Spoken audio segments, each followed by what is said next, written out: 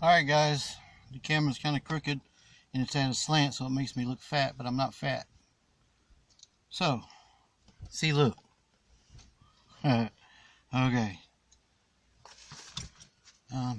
Dr. James Bryant. Several people got together and murdered this man. Take you all the way back to the year 2002. I'm married. My wife has 2 brothers, 2 former kids, and 2 kids by me. Her kids by someone else was Cody Ray Gould and Justin Wayne Harris. My children's Joshua David Messer and Melina Messer, which is now Fellers, is the last name. But yeah, guys, I'm telling it all. So anyway, we own a little place in Riverside, a little bait and tackle shop. Just started trying to get it going. Wife was running it and I was working full time in the county. We get a call that we needed to get to the hospital. We were on our way, I think, to the business. She gets down there and Aaron, her youngest brother, was in a serious incident, they said. Anyway, the doctor was dead, shot dead. And their story was something to do with, it was a lover spat between the doctor's wife and Aaron shot him or something, I don't know. And the doctor stabbed him or something, but anyway. So the ones that were involved were his 2 sons, James and Matthew. I think James was the young one. Matthew was the oldest one. He used to be part of Wimbledon or something. He was at one time. I don't know. Anyway, the whole family's wealthy. Just like his estate was like $6 million, something like that. I don't know. But, so. Then one of them, then they figured out, see what it was. They had planned on killing Aaron. And then the estate would have went to the boys. Or their mom or somebody. Alright. Now, there were 1, 2, 3, 4, 5, about 6 people involved in this. When Aaron didn't die, they stabbed him, guys. After this, they actually read a medical book and tried to figure out how the best place to stab him, to kill him, would be. Planted the knife all the way down to the handle in his chest. And he didn't die. If the paramedics had to try to pull the knife, he would have died. The knife was within millimeters of a main artery in his heart. So, when they figured out that he could sue them and get the money, one of them, I don't know what happened, maybe the pressure or panicked or something, but one of them that was involved panicked. Trying to stay at evidence on everyone. Thing is, his whole story was wrong. Everything about it was wrong. And the county supported it with lies.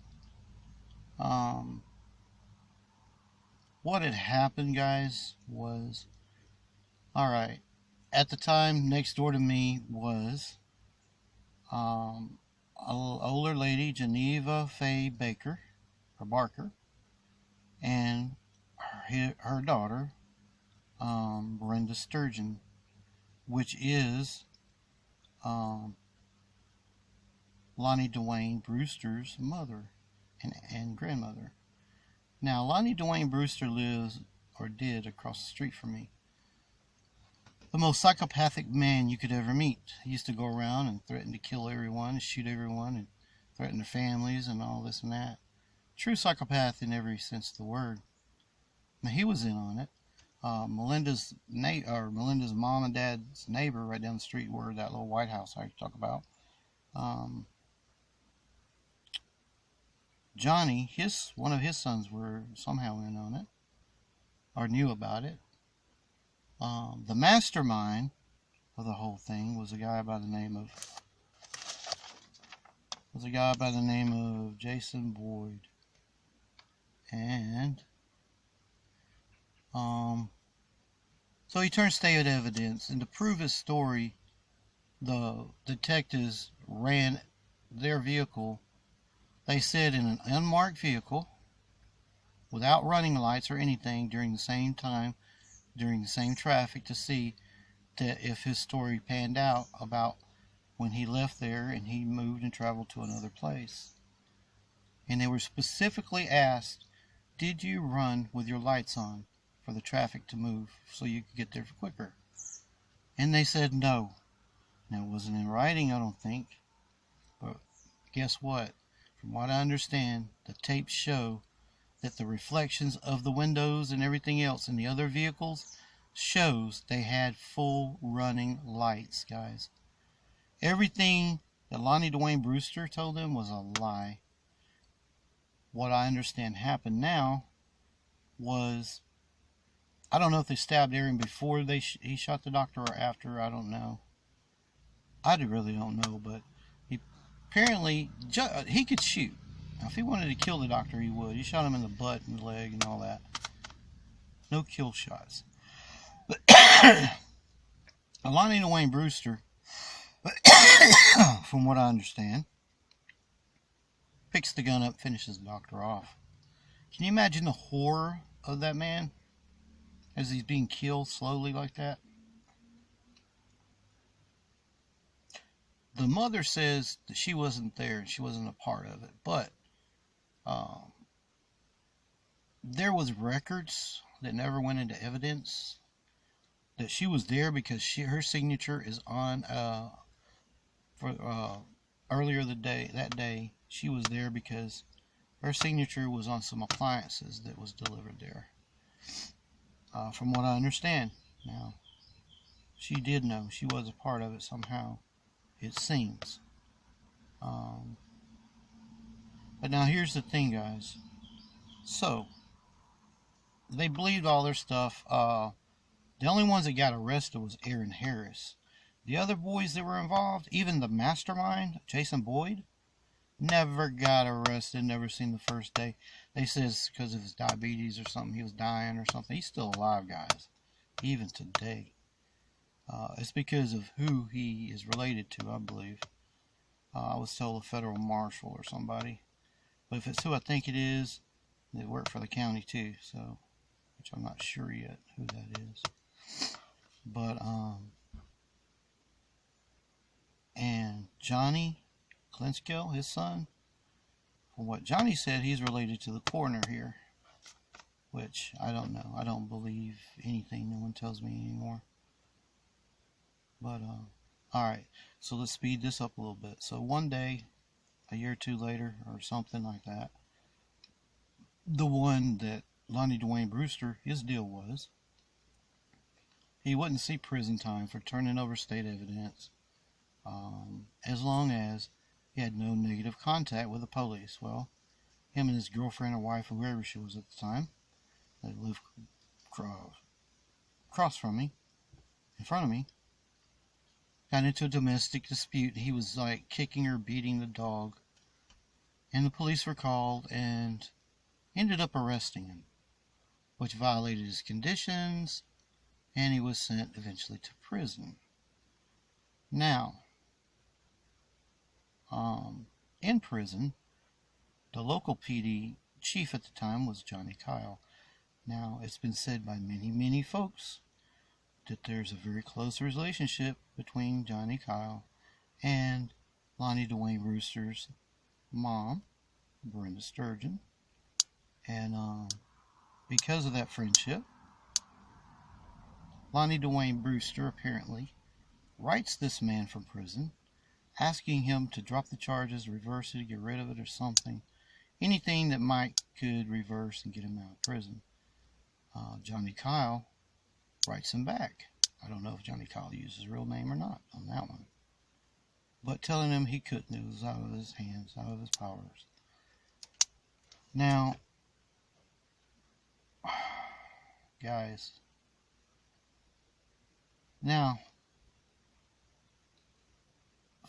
his grandmother passes away in 2008. I'm at the jail. I'm booking the day he comes from prison. Book him in, find out where he's going, all that. Moody police comes, picks him up. Now, for the funeral and stuff. Now, anybody who knows anything knows that if you come from prison, local PD don't do that. It's the sheriff's department. And you only typically get a choice of a funeral or a burial. You don't get a choice of both. Sorry, I got something in my tea. Alright, so anyway, comes and picks him up. I find out later from several people that he was not in handcuffs. He was allowed to go out to eat. He even went to his girlfriend's house up the driveway and threatened her life, guys. This came out of her mouth. He was unsupervised. He didn't come back, I think, till late that night because I had booked him in. When he come back in, booked him back in, or whatever, or received him, let's say. Found contraband on him. He didn't seem to care. And I asked Captain what I should do about it. She said, no, write it up, tag it to his file, and let it go back with him to DOC for disciplinary. I did. It never went back with him. They never picked it up. But in any case, guys, they let that man, a psychopath, who knows, he could have figured if he killed that girl, there'd be no case against him. He could have killed her. You know, anything could have happened. But when you come from prison or something like that, you're not even allowed to hug people, supposedly. You got to remain in uniform, you know, not wear what you want, and certainly not go out to eat with your family. It's to the funeral and or burial, and then back to the jail or your house to go back to DOC. It's always the way it's worked, guys, except for with him. So you know some strings were pulled, big time.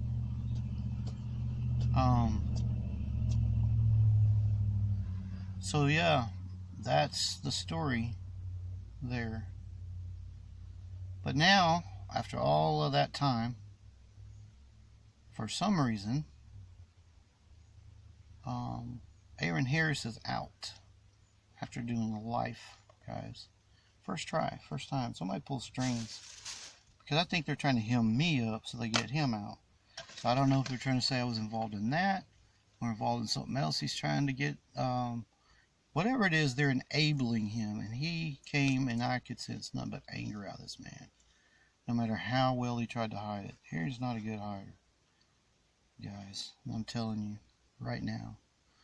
And from little statements that I hear with the same three words keep repeating, I'm finally starting to put things together, and I know, or believe I know, what they're using against me to have so many people help them and get on their side.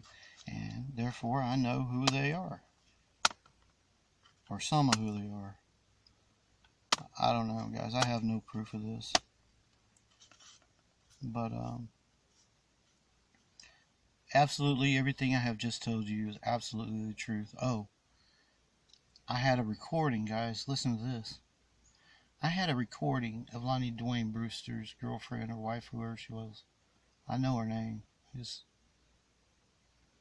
can't say it, but anyway, probably around 30 minutes to 45 minutes of her talking about the incident and what had happened. I had it recorded, guys, because I had a recorder on me at the time. Excuse me.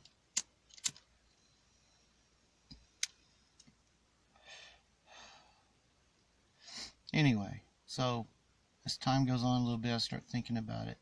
I'm like, no, I don't want this in my possession. So what I do, I burn it to a disc.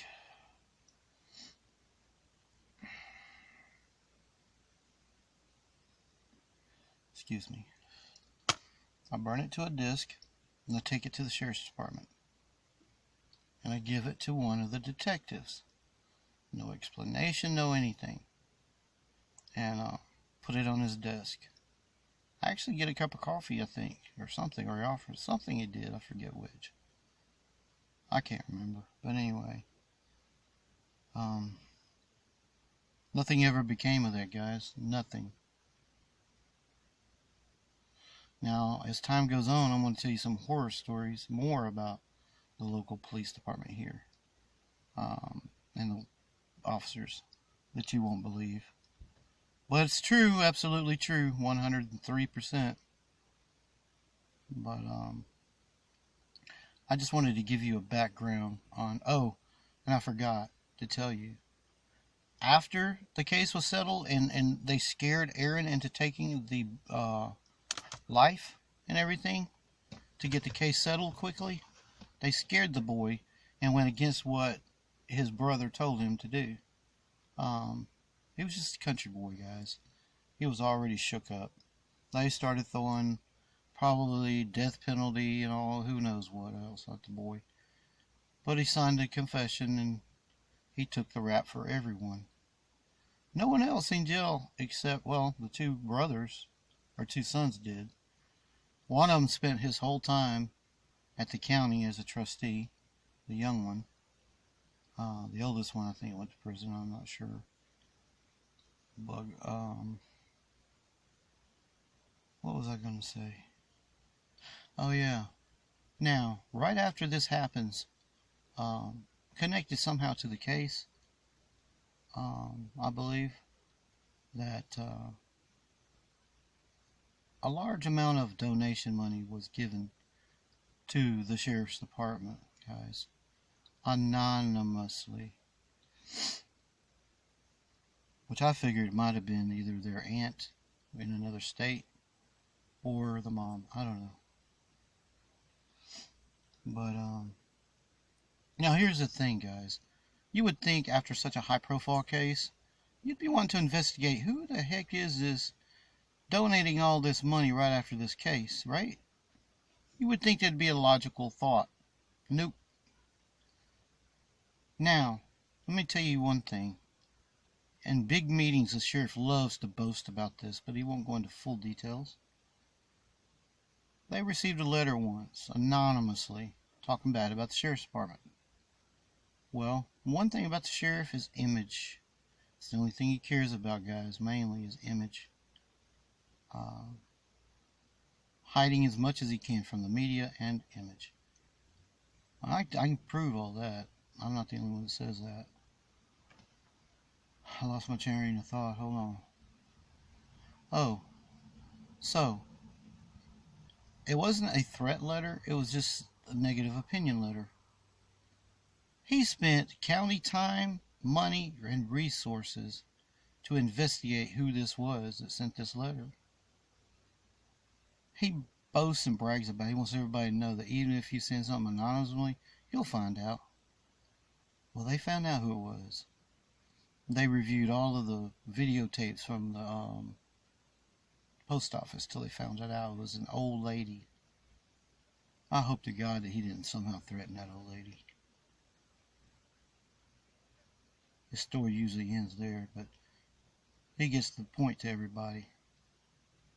You go against him behind his back, and he'll find out. But county time and money was spent on that, guys. Now, any organization is going to have bad and negative thoughts and reviews or whatever. Anyone. Why would you spend our money, the taxpayers' money, to investigate something like that was connected with nothing but a bad opinion? I've only seen him twice, probably twice, maybe 3 times, no more than that, in 14 years at the jail. He hates the jail. He hates it so bad that he eventually moved both of the sheriff's offices away from the jails to separate and close locations.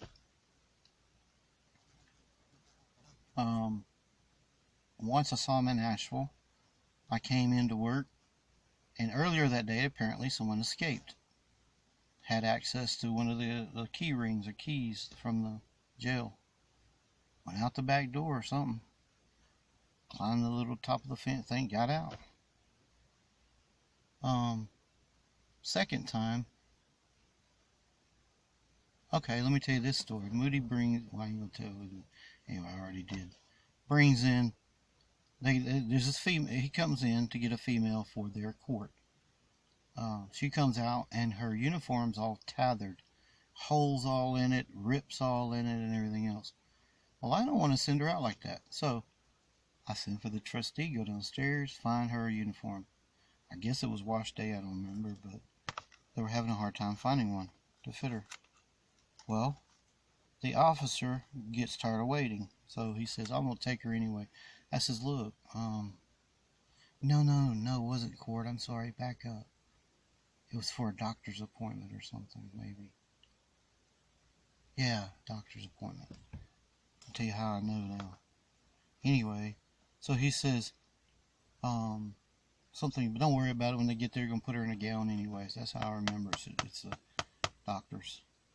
So,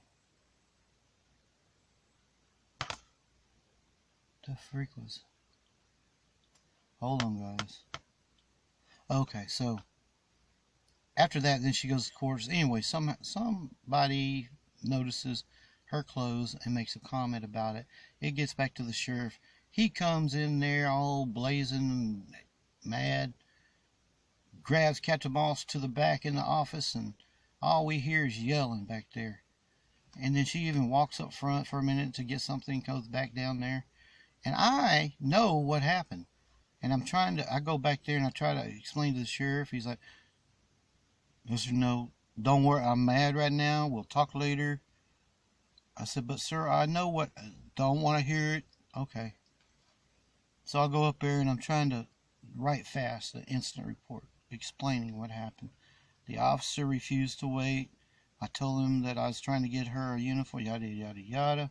Something that officer didn't explain. So I get this finally filled out. It's roughly done now, but accurate. And I wait. Captain Moss goes down the hall to get something else. He must have been back there 20, 30 minutes yelling at her. Because his image was messed up. Or tainted. Alright. Well, I hand her the incident report. It says, Captain Moss, whatever you do, please read this before you go back in there. So she reading it on the hallway, you know. A few minutes later, I'm down in the hallway and I hear him on the phone to the magistrate or someone. My man told me that your man said that he refused to wait for a uniform, yada, yada, yada. You know, he was fine with it then, you know. I know that officer was pissed off at me, which won't be the first time. And I'll explain some more times that the same Moody officer and another Moody officer got pissed off at me for me doing my job. Alright. So anyway, that's the Dr. Bryant story. If I repeat that with that inmate and the sheriff again, please. I said, wait a minute, where was another time I seen him in there?